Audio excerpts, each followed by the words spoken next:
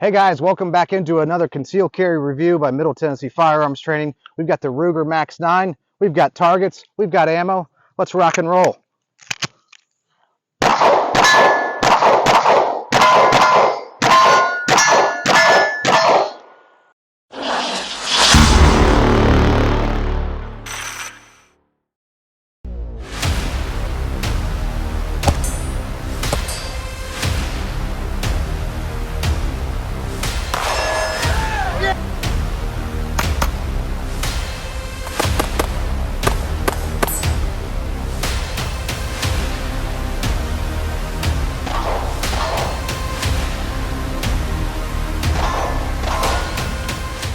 Hey guys, Jeremy with Middle Tennessee Firearms Training here on the range today. Concealed carry review number 3 with our Ruger Max 9. Been looking forward to getting this one out there. I know a lot of you have been following and waiting for this as well. Some of you might be on the fence on whether to purchase this gun, upgrade to this gun, or maybe this is your first concealed carry gun. I don't know, but hopefully these factors and how we rank the gun will help you decide in that process and be helpful to you in the process of selecting your concealed carry gun. Maybe it's your first one, or maybe again, you're just upgrading. So that being said, let's get a few things out of the way. One, if you like the content on this channel, please like, share, and subscribe. Help grow the channel. We've got a podcast that we're launching here in a few weeks on our YouTube channel. Looking forward to that. A lot of great content, training content as well will be included there. So looking forward to that. Please stay tuned for that. Again, super excited about what we're bringing, and I think you guys will enjoy it too. Also, disclaimer, no, Ruger didn't sponsor this video in any way, shape, or form. This is all me. I bought the gun, and this is my opinion, my experience on the gun. Nothing more, nothing less. So that all being said, let's dive right into this here. We rank these guns on several categories. We rate them on a scale of 1 to 10, 1 being the worst, 10 being obviously the best. So let's talk about these factors, what categories. Concealability, reliability, shootability, sights, trigger, capacity on the gun, and then of course the reputation of the company and the customer service of the manufacturer of the gun, and then of course price. So let's dive right into it here. Let's get some of the easy stuff out of the way first. We're gonna jump around a little bit. Had an order we were gonna go in, but let's just jump around to the easy stuff. The sights, 10 out of 10. I'll tell you why. High vis front sight along with night sight. You can't go wrong there. Maybe we can get a focus in on there. You can't go wrong with a high vis front sight in my opinion. That to me is phenomenal. Anything that can just on presentation pops like that and grabs the attention of your eyes, which is what you want. Phenomenal. I love that. Also, it is optics cut. That is cool. So that factors into the sights on the gun. So again, 10 out of 10 there. Capacity, 10 out of 10 on capacity. Here's why. I say any concealed carry gun that can hold double-digit rounds, to me, gets a 10 out of 10. This is 10 plus 1 in a flush-fitting mag. And then they have the extendo mags. 12 plus 1 gives you a little bit more to hold on to on the gun as well. So phenomenal there in capacity. That's great. Shootability, we'll move right into shootability. One thing I would like to see on the gun is the stipple job. I would love to see it higher. That does bother me that they didn't go any higher on the gun. There's all this void space here that is super smooth. And honestly, trying to hold on to a gun that is a little bit snappier than, say, the Springfield Hellcat, in my opinion, and the 365s that I've shot, I would say not having that is a knock. So shootability, I'm going to give it a 7 out of 10, maybe a 6.5 out of 10, because, again, I would love to see that a little bit higher on a gun, especially on a gun that is a little bit snappier.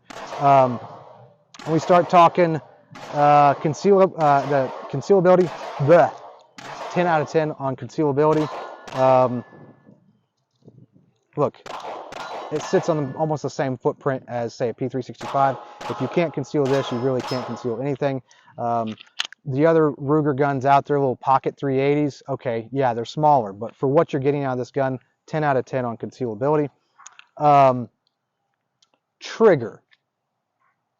This is one area we'll spend a little bit of time on because I'm not digging the trigger, and here's why. I'm going to queue up some of the video from shooting today, and previous videos, but pointed this out is the trigger safety on here. Not a fan of. In fact, I had it at random today get in the way. It's its own worst enemy when it comes to the trigger safety. I do not dig that at all. That's a huge knock. I got it to do it right here on camera while recording this all in one take here. This is not cool. I do not like the fact that I'm squeezing this really hard and I can't get anything to engage. It's not a Ruger thing. It's not like there's something wrong with it. It's just so obnoxiously large. Y'all can see actually with my skin as the backdrop there. It's so obnoxiously large that if you get any pressure on the trigger itself before you touch the safety, and you think that, oh, you wouldn't be able to do that because of how big the safety is. No, that thing just gets in the way, man. Like, I'm on the trigger safety right now, and I'm squeezing as hard as I can, and it's not going off. That to me is kind of a ugh. And that factors into reliability. Outside of the trigger issue, the gun gets an 8 out of 10 on reliability. With the trigger issue, I give the trigger like a 5.5, and that factors into reliability. You're trusting your life to this, and I just got it to do it again. I'm locked up again, and I wasn't even trying to do that.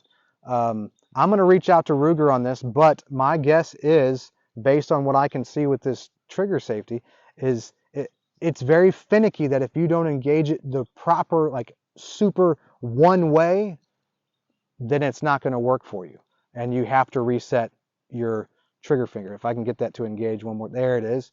So we're stuck on it. I have to come off and then back on, and now I can actually fire. So that is annoying, and that did become a factor in a lot of the drills I ran. I did not like that at all. So that gets a big knock from me, and that also hurts reliability. So if it wasn't for the trigger, I give it an 8 out of 10 on reliability. The gun runs the way it's supposed to through the break-in period. It goes through some hiccups, stovepipes that we had early on with the gun, but then as we got through 250 to 300-ish rounds, didn't experience any more stovepipes. The gun runs great. No, I have not cleaned the gun. I ran it just the way I wanted to run it, just the way Ruger sends it to you right out of the box. And it ran great. It's run great. It really has. The trigger is the biggest thing. And if you don't train really hard on engaging this trigger just the right way, it could cause problems, and it could be, again, your own worst enemy in a crisis moment. If you had to get on that trigger fast and it locks up on you, that could be the end of you. So, I'm going to keep running it. We'll get back to you on that particular area, but again, the trigger 5.5, and that affects reliability for me, guys. It really does. I'm going to leave that. Again, I'm going to branch off to two categories here. Without the trigger safety issue, I give it an 8 out of 10. With the trigger safety issue, I give it like a 5.5. The same as what I give the actual trigger itself.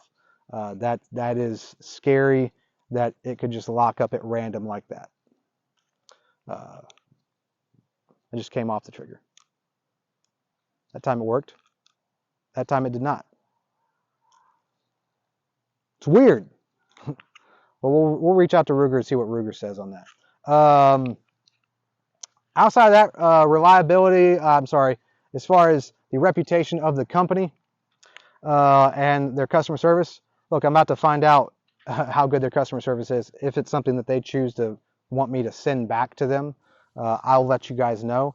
Otherwise, I'm guessing that this is not a malfunction. This is just straight up that type of trigger. You have to engage a certain way.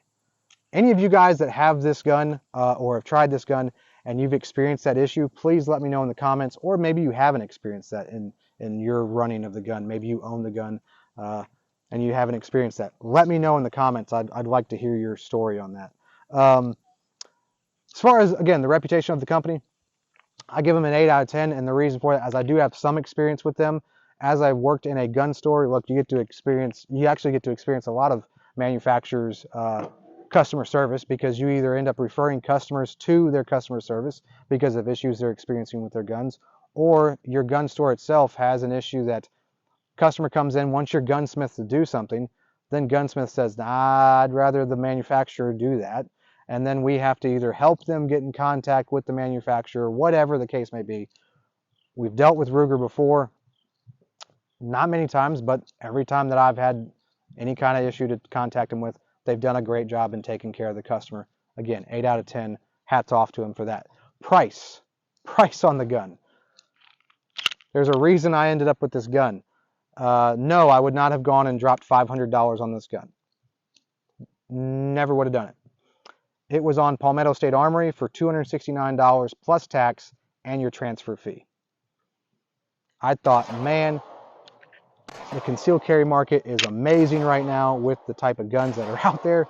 Why not add this to the safe? Worst case scenario, it's a dud and I can get rid of it. Best case, it runs pretty good and it's a good backup gun to have wherever, whatever you decide for it to be. This one's not going to make it into my concealed carry world because of that trigger issue. It's not going to make it into my truck gun. It's going to be in the safe and only pull it out to, again, continue to gather data on the gun on the range here. For the price though, on a scale of 1 to 10, what you're getting: optics cut slide, high-vis sights, for the most part a reliable gun outside of the trigger issue. Again, I'm trying to be as lenient as I can on the trigger issue because maybe it's just me, maybe it's just this one. I doubt it, but we'll see. Man, it's hard to not give this thing a high score. I'm going to give it an 8 out of 10 on price because of, now here's what you're going to see when you go to gun stores. It's going to be anywhere from $3.99 up to as much as $5.49 for this gun. It varies a lot, but if you go online, Palmetto State Armory, they run deals on this gun about every other month, it feels like. If you can find this gun for less than $350, you're doing really, really well, and I think it's a pretty good gun. I think it's a pretty good buy. Train on that trigger. Look, it's working for me now. Nope, it's not working anymore. Stuck. I don't know, guys. It's a weird thing. It's a pretty good gun for the price, but I'd have some reservations on that trigger. There, I said it. It's probably the toughest review I've had to do because I've had some fun with it, and then I've also had some moments where I just want to bang my head up against a wall because of that trigger safety. It's just obnoxiously large and in the way. Anyways, that's it, guys. That's all I've got. If you like the content, please like, share, and subscribe. And remember to check out our website, get in a class. If we're not in your area, find another instructor near you. Get in a class. You don't know what you don't know. Train hard, train safe, all of that good stuff. Check out, again, our website. We got classes rolling out this fall. And in the next year, mid10firearmstraining.com. Put a link down there in the subscription. Check us out on our social media, Facebook, Instagram, all of that good stuff. And be looking for our podcast here in the coming weeks. Jeremy with Middle Tennessee Firearms Training. Educate, train, defend. See you on the range.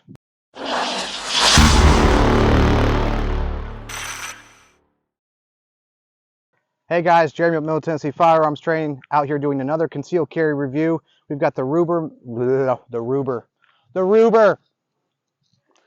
Did y'all know about the Ruger?